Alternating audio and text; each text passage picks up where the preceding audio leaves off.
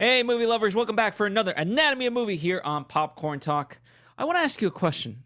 Isn't life grand? Well, that is the question we explore today as we dissect life itself. Stay tuned. Welcome to Popcorn Talk, featuring movie discussion, news, and interviews. Popcorn Talk. We talk movies. And now, here's Popcorn Talk's Anatomy of a Movie. That's right, ladies and gentlemen. The movie from Dan Fogelman, Life Itself. That's what we're here to talk about. Marisa Serafini is here. Hello, everyone. And I'm Phil Svitek. It's just the two of us today. Yes. Dimitri, he likes horror, not life. Apparently. So, he will not be joining us for today. Needless to say, we're going to have a fun time. But for those of you joining us for the very first time, a couple of things that we must make you aware of. Number one, life is unpredictable, but we're spoiler-filled. So that you can expect from our show. So there is your warning. We talk about it in the sense that you've seen the movie. You already know what happens. So if you haven't seen the movie, I suggest to you that pause, go see it, and then come back to us. You can always return. Secondly, we don't just talk about the plot lines. We also talk about the making of, the behind-the-scenes aspects, the how and the why, and culminating into the box office numbers and everything in between before that. Lastly, if you would like to follow along with what we're talking about or gain even more than what we're talking about, because sometimes we don't touch upon everything, we do have our research provided for you in the little description section. There's a PDF link. You click it, and boom, there you go. Yep. All right. With that out of the way in terms of the administrative stuff, we get to the fun stuff, the creative stuff. So, Marisa, what did you think of Life Itself? I really enjoyed this film. Honestly, I went in I knew it was going to be a fan because it definitely has Marisa all over it. It's definitely caters to my demographic and just the type of movies that I'd love to watch on a regular basis. Big fan of Dan Fogelman. I mean, This Is Us is amazing. It was a huge hit, but also of his past work. I've seen the majority of his past work before This Is Us even took off. So, big fan of him. And so going into this, I had high expectations in the writing and character development. And yeah, they were I followed everyone in this film, and at some points I had to stop myself. I was like, oh, how is this relevant, or how is this going to tie to what we just saw? And eventually it does get there. And I like how it does get there, because there are a lot of movies that don't, fulfill all your questions, and this one definitely did. It doesn't deserve the low ratings that it's getting from the critics, and we'll definitely get more into that in reception later on. But I thought this was a great film. I thought the writing was great, and the acting was great. I just wish there were some characters we saw a lot more because of the talent caliber that's in this film. But overall, I enjoyed it. See, for me, I enjoyed it, excuse me, well enough, right? But overall, I think what I applaud it is that it's a very bold movie. It tries to do something completely different, and I think it has a very central message that it's trying to convey in a number of ways, and there's a lot of interesting things to look at, and I'm not just talking about visually, but also acting-wise and so forth. So it's a movie unlike any that I can remember seeing. Maybe that's just me. Maybe there's examples that other people can pull, but I think it is unique. And so I appreciate that. Now, I do think that some of the things that it went for slightly hurt it in its own sort of telling. I don't think it fully executes the ideas that it has in the full way, but again, I applaud it for having the I don't know, the gumption to go for it. And, sometimes life itself can be scary, but you got to have the confidence to just go through. And this movie had the confidence to do what it wanted to do. And, unfortunately, it didn't succeed in critics' eyes. But conversely, audiences really liked it. Yeah. So there's that interesting dichotomy. One of the places I want to kind of kick off, because I'm curious to know your opinion, this notion of the unreliable narrator. It's not only a theme of the movie, but it's also a device of the movie, right? Mm-hmm. And my problem in hindsight with the movie wasn't that we kind of separated out the various characters. It was more so at a certain point I didn't know what to believe. Too many times I was questioning what was happening, if it was real or not, versus just accepting what was. And I think that hindered it because even when Will commits suicide, I'm like, oh, he's not really dead. And so and even when they kind of continued with the quote farce, I was like, okay, but I've seen this before earlier in the movie where like, okay, say that you're not dead. Right. And so but he is. He is, and he was, but that kind of, that to me left me asking too many questions, and it took me away from what was actually happening. Yeah.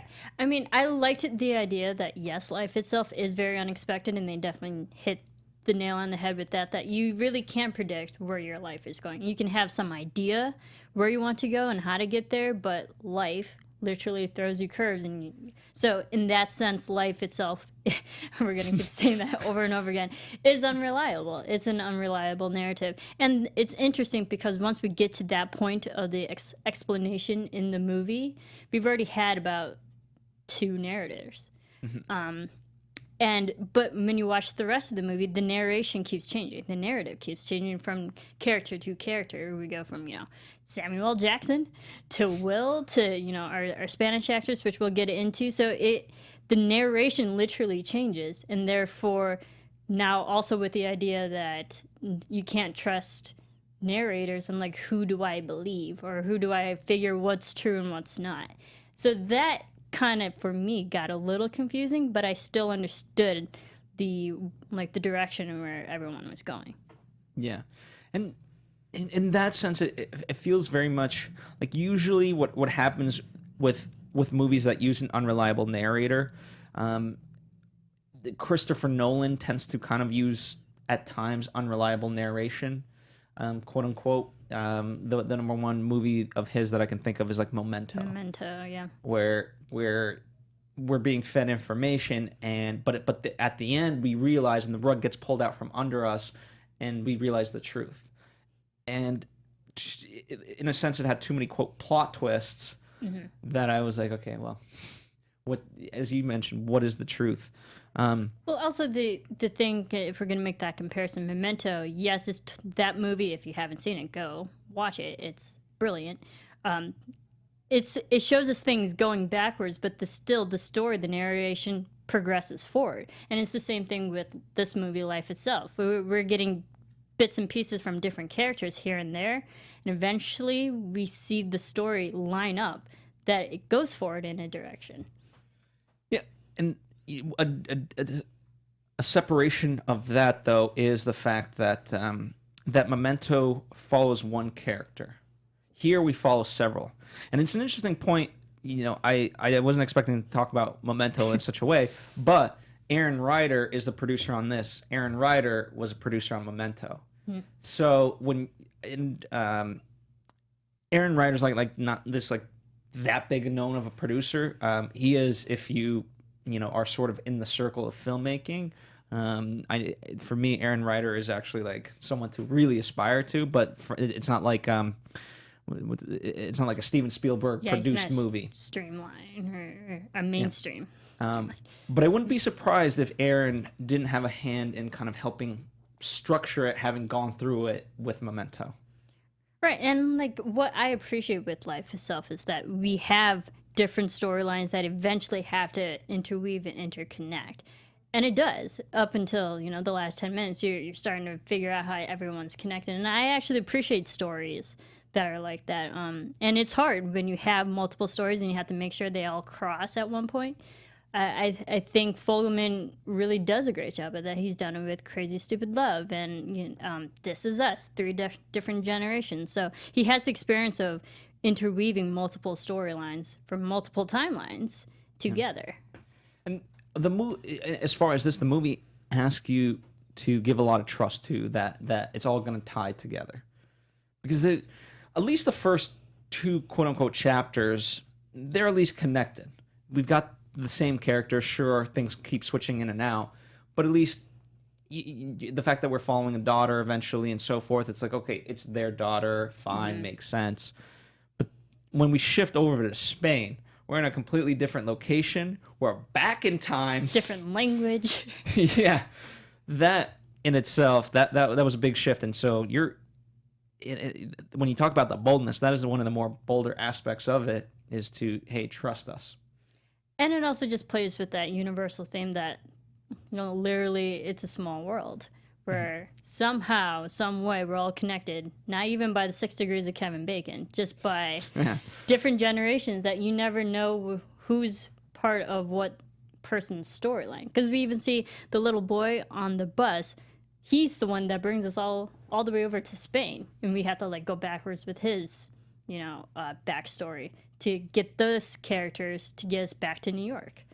But it's always interesting because the movie makes a very deliberate choice, and in fact it obviously says it, who is the main character. Because when we follow Rico, right? Rodrigo is his full name. I'm trying to think of what the nickname they call him, but Rodrigo.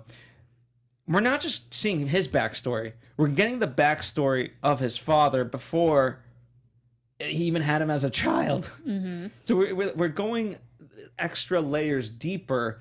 And not only that, it's not like we're even getting the backstory on Javier, who is his father. We're getting the backstory on Antonio Banderas, who is telling him the fact that he has a 12-minute monologue. Yeah. And it's like, oh, that's your backstory, so we can get Javier's backstory, so we can get Rodrigo's backstory. Mm-hmm. Okay, got it. Different generations of fathers. Yeah. Or just the male leads. But I think that 12-minute monologue, congratulations to Antonio Banderas. I was like, wow, he's still talking. There was literally a moment I was like, Javier hasn't said a word, but... And I'm still reading. Great. Yeah, it's 12 minutes of reading for me. It's all subtitles. I love Antonio Banderas, and I know he can speak English. So there was also a moment I was like, "Why are you speaking in Spanish?" But we're in Spain. But that 12-minute monologue did build up his character. I got enough out of that monologue to make me understand that he did not come from a great family or a great loving emotional foundation from he had issues against his father, so you can tell why he clung onto Javier's family so much, because he didn't have that in his life. But we had to get that monologue to understand that, to get us over to Javier's story. Yeah. And it also creates a separation between them, because not only he delivers a 12-minute monologue and he says you're not going to tell me anything? No, I have nothing to tell. I'm a simple man. And what he does tell him is very poignant of, I would have not taken the money. And so it shows this very simple differentiation between the two characters. And then we kind of go from there. It's, as I said, it asks a lot. In thinking about it structurally, right, before we dive more into the characters, I did want to ask you, one of the things I was thinking about is that when I really look at it, the climax of the movie really is not Abby, it's Olivia, Dylan, right? Dylan. Is Dylan meeting Rodrigo. That is kind of the climax of the movie before we get to the end. Except that kind of happens within the first 30, 40, maybe 50 minutes, let's say. And then we don't get to the end until obviously way later. And that gap in between, you essentially, you always want your climax to be, the closer to an ending, the more impactful it is. And so I thought, in that sense, it wasn't quite as impactful for me, because I was always learning about new characters rather than going deeper with each one. See, and that's interesting, because when Dylan actually meets Rodrigo, the actual moment they visually show us is later in the film. We see the moment where she gets onto the bench and she falls asleep, but we never see her actually meet, and then they cut later. But yeah, I'd like to think that the climax is actually the mother and her speech to Rodrigo, because the whole Spanish storyline was just building up that family and her health and the decline of her health, which ultimately brings us back to New York with Rodrigo, because we had to connect him in New York to her in Spain. See, one of the things that makes a movie like this somewhat difficult to process is you yourself, in essence, are left to pick the character that is your hero, the person that you connect with. And by making that choice that she was gonna be Bella, right? That she was gonna be at least the character that created the central theme. For me, I'd connect with her the least. And so it was hard because I didn't find her words impactful. I was trying to understand of like, what are you really saying? And I got it surface level, but emotionally it didn't hit me. And so that's why it was tough to really process that ending, because it didn't have that umph for me. I connected with other characters. Oh, you see, I connected more with Isabel. I connected during that moment. This was the moment where I was like, yeah, darn it. Dan Fogelman, you got me. I like, maybe I'm just a sucker because, well, I know I'm definitely a sucker for emotional moments. I liked this point because it was so poignant, and it was heartbreaking too, because this is the beauty of editing. We see just the beginning of her giving that speech to Rodrigo, but then they cut away, and then they go to Rodrigo a little bit, but then they come back to it, and she actually gets to give what she actually said, her goodbye, quote unquote, to Rodrigo, and I found that very impactful. Mm-hmm. Rodrigo, I did like. I thought his storyline was the most, like, I fell in love with him, maybe because it had a great comedic element with the loud girl. And he was just so... Oh, she was awful. I wanted... April Fools. Yeah, she's literally the epitome of teenage girls that I hate. Like, she's literally the reason why I hate teenage girls, because they are so shallow and so immature and so just not there yet in like just growth in life. And the fact that she thought that was funny is horrible. Pregnancy scares are no joke. I mean, come on. I just felt bad for Rodrigo because she's always saying, oh, you don't know the American culture and stuff. And so, like, he is naive. He wouldn't think that was a joke. He was taking it seriously. But the fact she thought it was okay, I just wanted to slap her. So good on him for immediately breaking up her. That was like, yeah, good riddance. Good riddance. But that's where, when the shift happens and he meets Dylan, we never really explore that. I get the connection, right? It's a very odd connection, but how do you make that connection in the moment of, like, first off, it's not like Rodrigo ever saw the baby that came out of Abby and would have known, oh, you're the baby that the bus hit. I think if you tie it and parallel it back to Dylan's parents with the whole backstory of how those two met with the peanut butter. And there was actually the line, do you believe in, like, love at first sight? And she took a big bite of the peanut butter and she couldn't speak. And that's exactly what Dylan did. When they first locked eyes and met each other, and Rodrigo was like, okay, she took a bite of the peanut butter sandwich. So it's like those little nuances. I understood that because we already got it from the first generation, love at first sight, that they fell in love at first sight. Okay, that's very good. I had the problem. I totally forgot. But in fairness, there's a lot in this film that you would forget about it because they throw so much at us. Yeah, because honestly, I knew from the posters and the marketing that Oscar Isaac, Olivia Wilde, and Olivia Cook, they were heavily kind of featured. I mean, even this has Oscar on it, right? Yeah. So number one, I didn't believe. I'm like, okay, we're 30 minutes in. We can't kill the guy that we've been following. But we did. I was just shocked by this experience, and I think a movie like this deserves to be seen multiple times.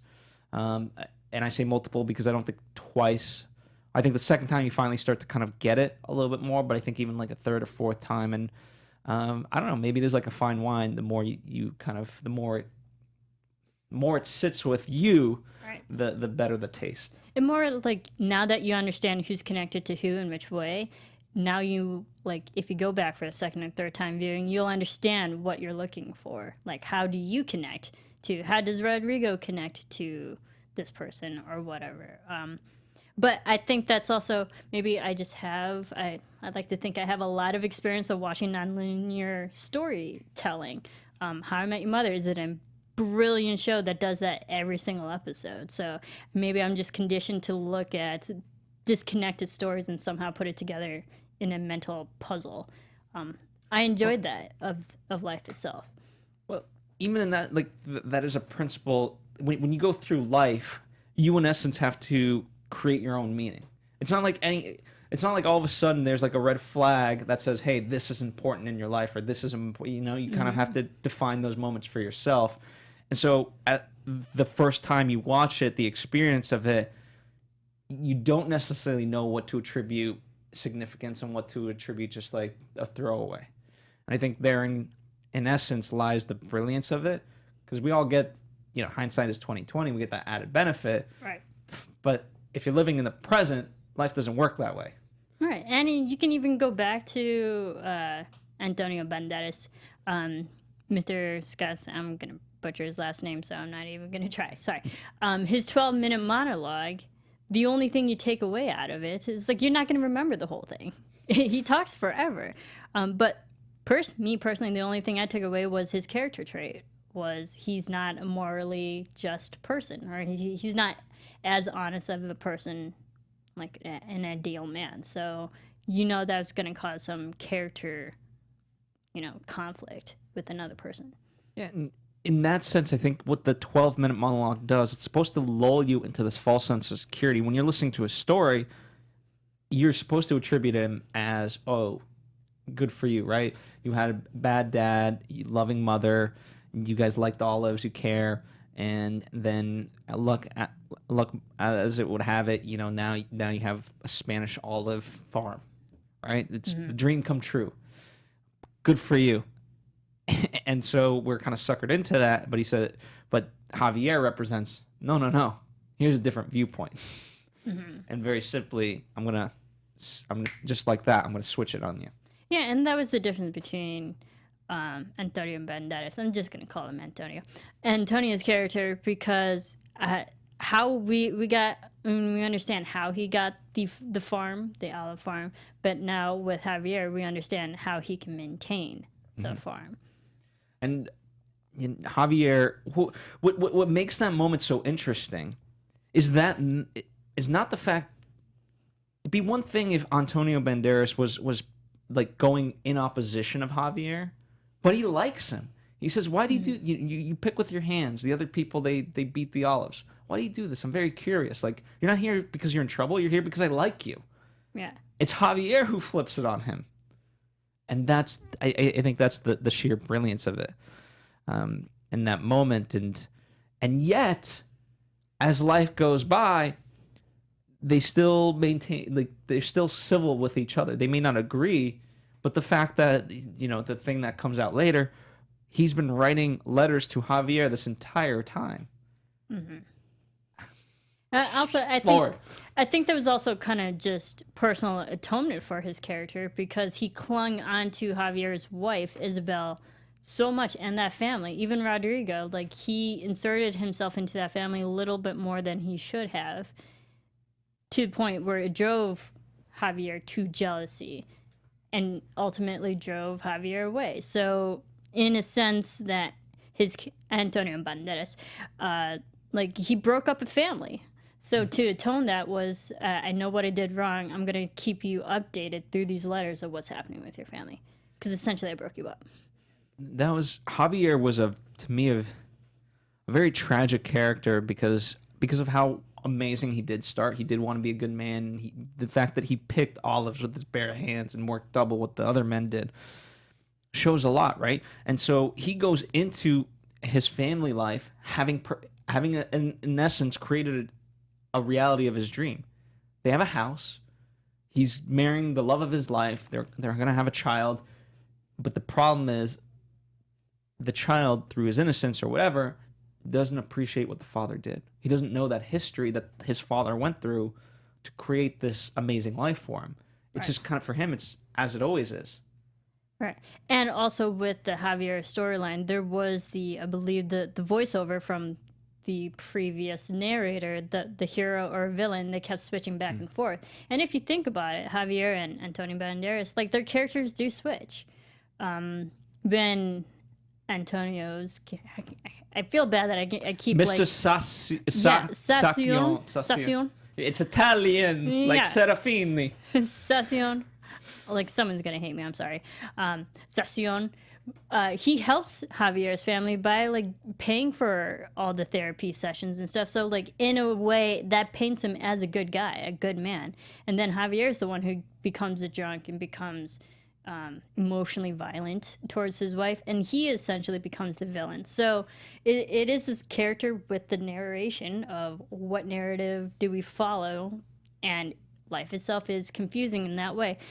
Like what we're set up to believe is not ultimately what actually ends up happening. Mm-hmm.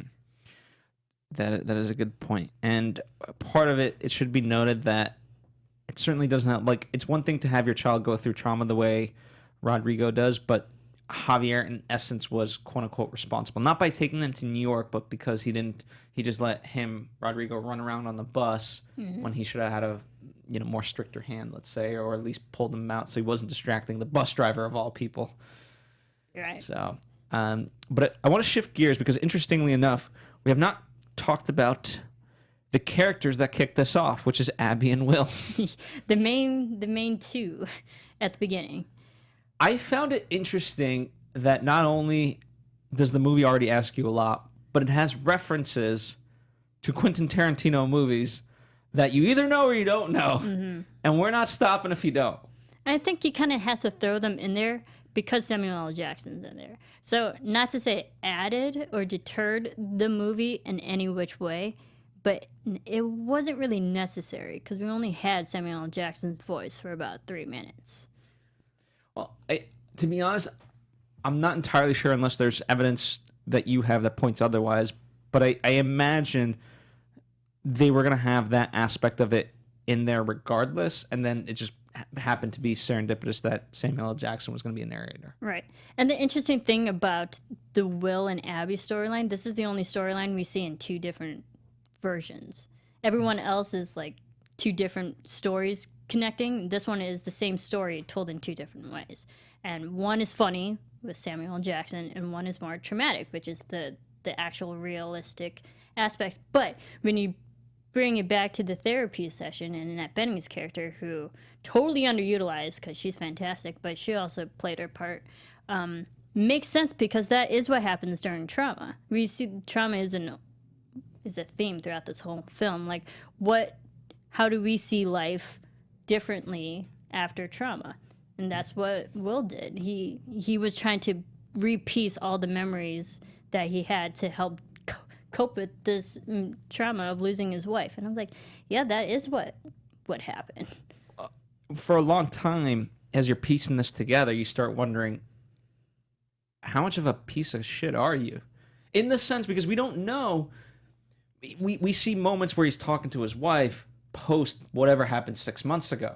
Mm-hmm. And it's like, okay, you must have, like, you did something bad and she doesn't want to take you back in her life. And it's like, oh, no. You didn't talk to her. Okay, you didn't talk to her, fine. You didn't talk to her because she's dead. So the way it all kind of happens is it goes darker and deeper. Right, and it's also very confusing because this is the first storyline we do have to follow, and it's 2 different versions. And they show us different versions of Will being very loving, very like a good husband to his wife, and then another one where he's kind of overbearing. And with the whole belief of, like, what do we believe, which is true? You're like, I really don't know. Especially the moment when it leads up to his ultimate death. And we still don't really understand which character, was he the loving husband or was he the overbearing husband? We still never really got that answer. Well, I think the truth lies somewhere in the middle, and you have to sort of interpret that for yourself. And I think what it ultimately comes down to is that Will is taking too much blame for something that was just unfortunate and happened, right? So he's attributing it more meaning than he has to, because it was a horrific thing. And a couple of things to note in terms of the production before we return to the story. Number one, as far as this specifically, when Dan's mother passed away, this is how he was dealing with the trauma, and so he thought about therapy and these various aspects of how to piece it together. the meaning and so forth. And so he drew a lot of these aspects to that, specifically the fact that his wife would never get to meet his mother because she had passed away before that time. Secondly, to your point about Oscar Isaac and Annette Bening being just fantastic, he says you don't audition them. Yeah, you right. invite them to your movie and hope that they say yes. Essentially, Yeah, they're Oscar winners. You don't need to audition them. And Dan Fogelman has had experience with working with Annette Bening before because she was in Danny Collins. So, and Oscar is just phenomenal. And this was the surprising thing to me when he's only in the film for 10 minutes. You're like, wait, what? yeah. What? When in all the trailers, and we'll definitely get to promotion, not to jump ahead, but promotion, they're heavily featuring Oscar Isaac. And I get it. He's the cell. He's one of the cells. Yeah, but there's like Antonio Banderas is equally as big to me. Olivia Cook, she's a star of she's rising in talent. Not as big as Olivia Wilde or Oscar Isaac, let's say, but she's been in Steven Spielberg film, and like at the beginning of this year, and like she was also in Bates Motel. So Olivia Cook, and she's young, she's like the same age as me. She's a great actress in television and in film. Yeah, all across the board, really phenomenal acting everywhere. Even Loud Girl, she played her role well. I'm sure she's not like that, like in real life. I remember she's playing a character. Right. I hope she was great as being an annoying teenager. Yes, in that sense, I believed her. Indeed. All right. I know we've been kind of jumping around, but I guess. But that's the story. That is the story. I guess the logical way to sort of go would be to talk about the daughter of Dylan and Rodrigo, because. She says it's not her story, but she's the one telling it. She's the one who wrote the book. She's the one who's ultimately telling it from beginning to the end. We actually hear her voice intermittently throughout the entire film. It makes more sense once you get to the end, but this is where I feel like everyone else's narration kind of like ruined her own when she becomes the main narrator at the end. And we get her reveal, but we're only on her for 2 minutes. And as a viewer, I'm like, yeah, now I want to know more about you, but the movie's over. So in a sense, her character did feel like, yes, we know everyone else's backstory to lead up to her story, but now I just want to know her current story moving forward. We got everyone's backstories. Now I need to know the forward story. Yeah, the future stories. I mean, each one, that's... When I kind of look at it, right, I think there could be short films made or like offshoots. Each character has their own story and that's not fully explored. For example, I really love Dylan, her mom, and the grandfather. They started off so loving. Mandy Patinkin, Aaron. I loved him. Clink. They had their moments even as Dylan grew to this punk kid. There was still that love. I don't know, like as far as the daughter of Dylan, what I guess I think I took away from it was that she's finally the result of all this tragedy that's happened for all these people. She is the goodness, now, which is sad but that's a very sad way to look at it because there's 3 generations of just complete misery, but they had their moments so yeah, like it wasn't all misery. They had certain moments in their life that were, yes, traumatic, that overshined their happiness, but but also leading to the main character at the end. I just wanted to see her now. We got everybody else now, and now I want to know about you. Yeah, for me, the aspect that's most interesting is that I know she says kind of like a very clear message to round out the movie, but like life itself, I'm still more confused. And I'm not talking about the movie life itself. I'm talking about life itself. Yeah. It is unpredictable. So in that sense, they definitely got that message across. Yeah, you can't predict it. It is an interesting aspect. Any other storyline elements that you want to talk about before we dive more into the production aspects? Yeah, I think we pretty much covered it. Okay, I know we jumped around, but I think we got to most of the major plot points.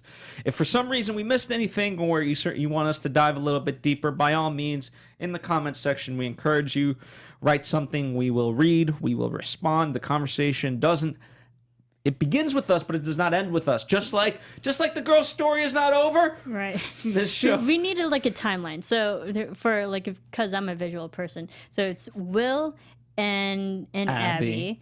That leads into But you got the dual, so you got Will and Abby, but at the same time you've got Javier and Isabel. Javier and Isabel, by extension, Mr. Sacion. Yep. Okay, so he's here. And then that leads into the next generation, which is Rodrigo and Dylan. Yep. So we're here. And Dylan ties back to Abby and Will.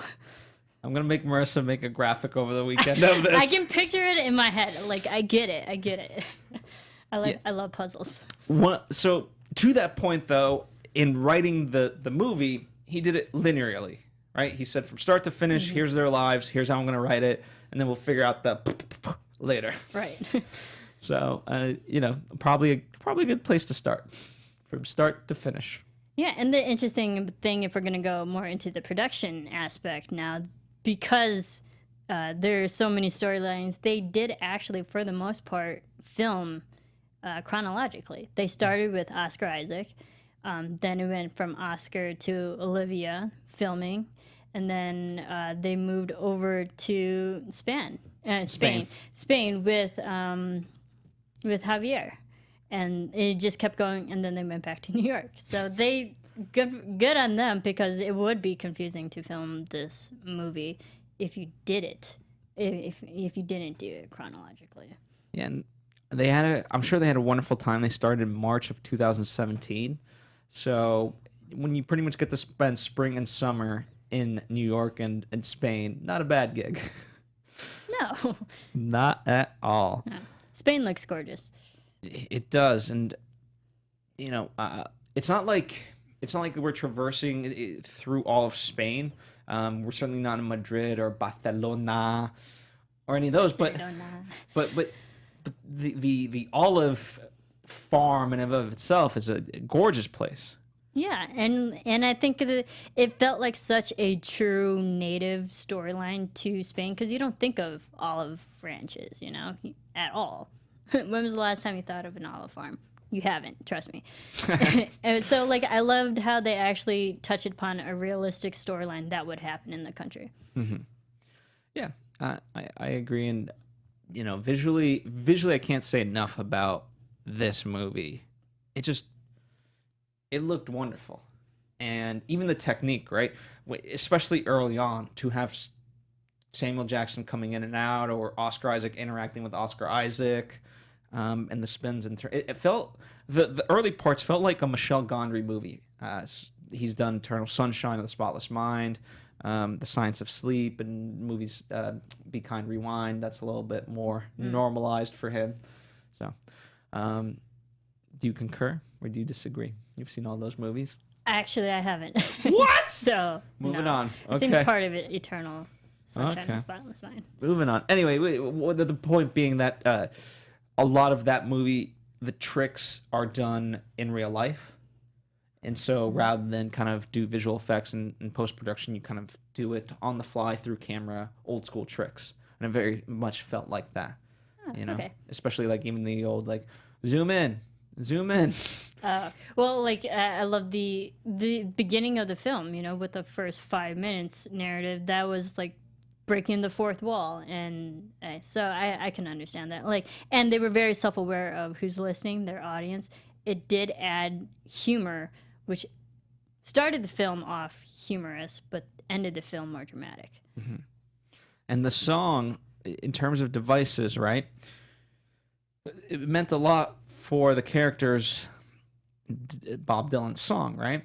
And that took each sort of phase throughout their life, it took on a different meaning. At first, it didn't start off that important, whatever, and let's listen to Smash Mouth or whatever he said. I don't even remember anymore.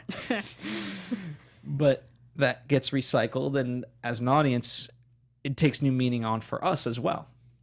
you know? And so I thought techniques like that really worked well.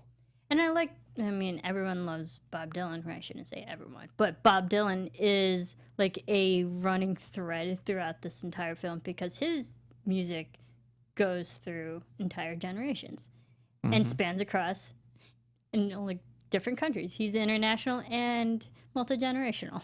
So good for Bob Dylan. What is the quote? I'm Bob Dylan and you're not, so fuck you. Right. Good, there you go. There you go. Yeah. You know, no comment on that either way. What did you think about the other music, though, in addition to good old Dylan? I mean, I enjoyed it. Admittedly, I didn't really... I noticed the music during the moment where Will shoots himself because it gets dramatic and it completely changes the whole tone of the film. It goes from comedic to immediate dramatic because you just witnessed a suicide, and that shifts us over to the next storyline. So there's a lot of instrumental that transitions us to each story. I like that.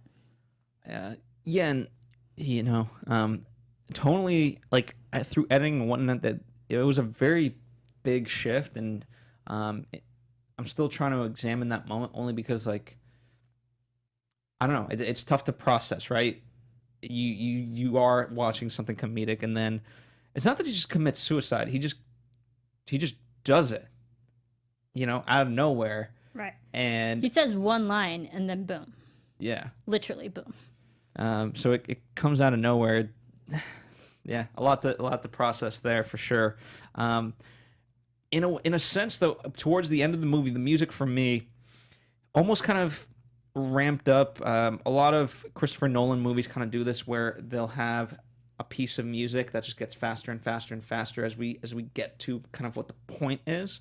It felt similar to that. Now, it's not obviously the same composer. Not that is reserved for Christopher Nolan's composers, but Federico Giusi. Yeah. Is that? I don't know. I apologize. Federico Giusi, probably. I apologize, my friend. You are a good composer. Yeah, no, I enjoyed him. Great. Yeah, I mean, he's a 3-time winner of the International Film Music Critics Award for his score of Isabel and Carlos V. Previous work, but he's a pianist and composer and conductor, and he's done a lot of TV work. Mm-hmm. So he definitely has that experience. Indeed. And so one of the nice parts about this movie, so we told you when it was shot and whatnot, but back in 2017, there was a bidding war for who was going to get this movie. And what a day and age we live in. Amazon Studios won out to Universal and Paramount, among others. So the fact that a shopping company, I don't even know what you want to call them, they got some good movies. Amazon, like, if you think about Amazon Studios, their past few are like Academy Award at least nominated. I mean, we had Manchester by the Sea. Manchester by the Sea, which, you know, a lot of accolades for that. Also, Kumail The Big Sick. Yeah, The Big Sick. Also in Amazon Studios, and that was nominated for Best Writing. Or like, did it win for original screenplay? So, like, they're getting a lot of great films that can be notably recognized for Academy Award season. And they're taking a shot, right? We as we're kind of winding down, we mentioned it at the top, but 12% on Rotten Tomatoes, right? And so, in a sense, what I do appreciate about Amazon Studios is their willingness to take a shot. And a movie like this is very daring and bold. It's for some people, apparently not for critics. No, critics did not like this, but the general fan, which we are general fans, liked it. I mean, the Tatometer is 78. That's a really high passing grade. And a B+ on Cinema Score. It could be a little bit higher, but that's still nothing to sneeze at. It was well received at the Toronto International Film Festival. But what I'm shocked most about, we got it here in the States, recently. This doesn't come out in the UK till 2019. That is a large, but, Wow. Then again, I don't know how like the full distribution rights right now work with this movie. But anyway, the point is that it leaves the door open for this to pick up steam and eventually kind of make a lot more money down the line. Right, and I want to see how it does well in the UK and even over in Spain. I mean, we have main actors from Spain with a heavily featured Spanish storyline. So I want Spanish too. Yeah, literally. So I want to see like how it's received over there. But this also isn't the first time where a film's released here and months later it's released in another country. And conversely, we've had films that are over across the pond first, and then it comes over here. Yeah, usually A Monster Calls, that another very heavily Spanish film released in Spain, directed by a Spaniard. It was released in October of 2016, and America didn't get it to January of 2017. Yeah. All right, you're a big advocate of this movie. So there's two quotes that we have in our rundown in support of this movie from the filmmakers. Do you want to read Olivia Wilde's or Dan Fogelman's? Oh, you can say Dan's. All right. So he says this: I don't know why on earth a critic would come out of something saying it's emotional or they're trying to manipulate me to have emotion. What else are we doing? Exactly. Like, what kind of a movie do you want? Right. Films are supposed to evoke emotion, then why the hell are you watching them? If they're not supposed to make you feel something. Well, Olivia Wilde goes a little bit deeper, so you get to read hers. She says, it's not invoked to be sentimental right now. I think people are experiencing a tremendous amount of anger and pain. She says this to Newsweek. That has created a kind of societal cynicism that's totally understandable. I think that is what is reflected in the reviews, a resistance to sentimentality. People just don't want to feel. Or find meaning. I think they're right. I think they've hit it on the head with it as far as what's going on, and unfortunately, depending on times, like maybe if this movie came out years prior or years down the line where we're a little bit more happy, things would be a little bit different. Yeah, and I think maybe they didn't like this film because it did maybe hit a little too close to home for some people. I mean, we had a story about cancer. We had a story about suicide. So like there are a lot of realistic traumatic storylines in this film that maybe some people just didn't gravitate to. I get that. It could be hard to watch and to follow for a film, but the feeling and emotion you get out of it is something to remember. And most of my favorite films are the ones that made me feel like some type of extreme emotion, whether it be angry or sad.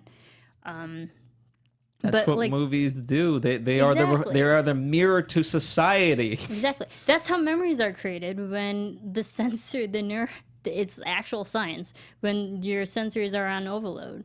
Yeah. So it's unfortunate. I hope this movie continues to pick up steam. I really wish it luck. It's unfortunate that I don't think it'll get the recognition. And it's not to say that it's not to say that it's the best movie out there. But at the same time, I don't think let's put it this way. I've seen a lot of garbage movies this year. This is not a garbage movie. Yeah, this is not a 12% film. So, any final thoughts before we wrap this up? I really enjoy this film. Honestly, I would probably buy this when it comes out. It has Marisa written all over it. And some of my favorite movies are the interconnected storylines. Go ahead. Another film that I would suggest that definitely evokes emotion, Pay It Forward. Yes. Very good one. A brilliant film. And that was 20 years ago. Well, it's technically 18 years ago if we timestamp the show. But that's another film with 4 different storylines, all completely different people, somehow connected. Mm-hmm. Even Crash. That's an even newer one. Yeah, that one got a lot of recognition. I didn't like that one so much. But that's neither here nor there. All right. Well, if there's anything that you want us to talk about a little bit further, by all means, let us know in the comments section. In the meantime, thank you for joining us. If you want to interact with us on a more direct level at Serafini TV, that's right, where you can interact with Marisa. I'm at Phil Svitek. And next week, we'll be doing A Star is Born, as well as Venom. So fun stuff to look forward to. And as we go from summer, we're fully now into fall. We've got a lot. I was looking at the schedule of movies. Oh boy, how are we going to cover all these? But we will do our best to cover every single movie that you care about. So thank you guys for joining us. We'll see you next week with A Star is Born and Venom. Bye. From producers Maria Menounos, Kevin Undergaro, Phil Svitek, and the entire Popcorn Talk Network, we would like to thank you for tuning in. For questions or comments, be sure to visit popcorntalk.com. I'm Sir Richard Wentworth, and this has been a presentation of the Popcorn Talk Network.